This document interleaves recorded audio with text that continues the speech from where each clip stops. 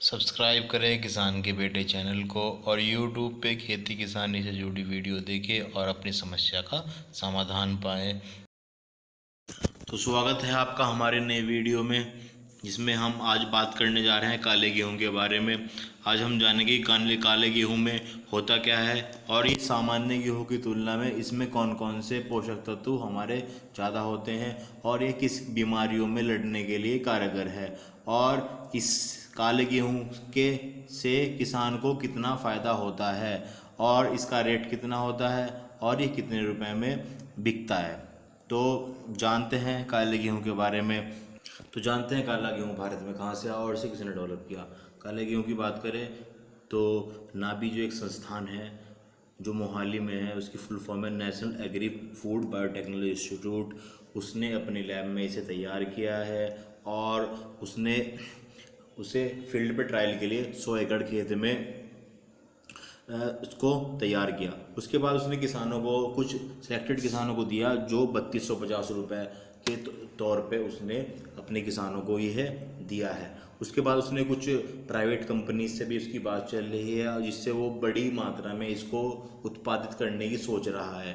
पर जिन किसानों ने इसको 3250 रुपये में लेकर उपजाया, उन्हीं किसानों को इसी गेहूं के 5 से 6 हज़ार रुपये क्विंटल तक दाम मिल रहे हैं।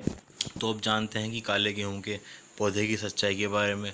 कुछ लोग कहते हैं कि इसका जो पौधा होता है वो भी काला होता है, पर ऐसा नहीं है। तो हम आपको दिखाते हैं इस वीडियो में। तो आप इस वीडियो में देख पा रहे हैं जो ये काले गेहूं के पौधे हैं।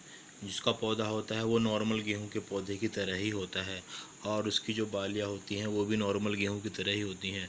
पर जो इसकी ये बालियाँ देख पा रहे हैं, पकने के बाद इसकी बालियों में काले रंग की धारियाँ आ जाती हैं। तो ये जो धारियाँ हैं ये बयान करते हैं कि काले गेहूं के दानों की हैं।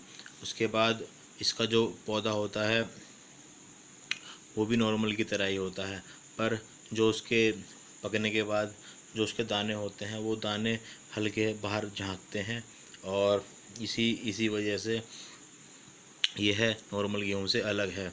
अब जानते हैं कि काले गेहूं के फ़ायदे क्या हैं।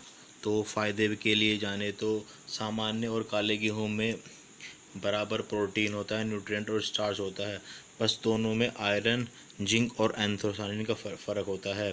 सामान्य गेहूं में एंथोसायनिन 5 ppm होता है, बल्कि काले गेहूं में 100 से 200 ppm तक एंथोसायनिन होता है। यह एंथोसायनिन जो होता है गेहूं में रंग लाने का काम करता है।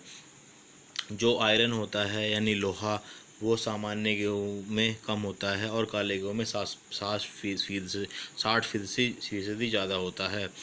यही है कि अब ये लगाया जा रहा है कि गेहूं काला ये बाज़ार में कब आएगा। तो इसके बारे में हम बात कर चुके हैं कि संस्थान ने सिर्फ 100 एकड़ भूमि में इसकी खेती की थी और यह उन्होंने कुछ सिलेक्टेड फार्मर को दिया था। अब संस्थान जो है वो कुछ प्राइवेट किसानों से और प्राइवेट कंपनियों से इसकी बात कर रहा है, जिससे कि बड़ी मात्रा में इसका उत्पादन कर सके। आगे बात करते हैं कि काले गेहूं के अलावा कौन कौन से और गेहूं जो है वो नाबी ने अपनी लैब में तैयार किए हैं। काले गेहूं के अलावा आप देख सकते हैं कि उसने जो पर्पल और ब्लू, जिसको बोलते हैं नीला और बैंगनी कलर का गेहूं भी अपने लैब में तैयार किया है। और जानते हैं कि काला गेहूं तैयार कैसे होता है और कितना उसको तापमान चाहिए और कौन सी मिट्टी चाहिए। मिट्टी की बात करें तो काले गेहूं को तैयार होने के लिए दोमट और बलुई मिट्टी दोनों ही उपयुक्त होती है। उसके लिए जो टेम्परेचर की बात करें, जो 20 डिग्री टेम्परेचर जो उसका बिजाई के टाइम पे और काटते वक्त जब वो पकता है तो 30 से 35 डिग्री टेम्परेचर उसमें होना चाहिए। बात करें इसके बीज की, इसमें 40 से 50 kg पर एकड़ इसका एक बीज चाहिए और उसमें बोते हुए वक्त 50 kg DAP उसको चाहिए। और असली तो ये जैविक और प्राकृतिक विधि से तैयार होना चाहिए, क्योंकि इसका ऑर्गेनिक फार्मिंग के हिसाब से अगर इसको तैयार करें तो और अच्छे रेट भी किसानों को मिल सकते हैं। उसके बाद बुआई के बाद उसमें 20 से 25 दिन पहला पानी और 5 से 6 पानी उसमें चाहिए। बात करें इसके रेट की तो किसान भाई इसका 3250 रुपये पर क्विंटल इसका रेट है। और अगर किसी के क्षेत्र में ये बीज नया है तो और 5 से 6 हज़ार रुपये क्विंटल भी अपना इसको बेच सकता है। तो किसान भाइयों, हमारी वीडियो कैसी लगी? तो अगर हमारी वीडियो अच्छी लगी तो हमारे चैनल को सब्सक्राइब करें और हमारी वीडियो को शेयर करें।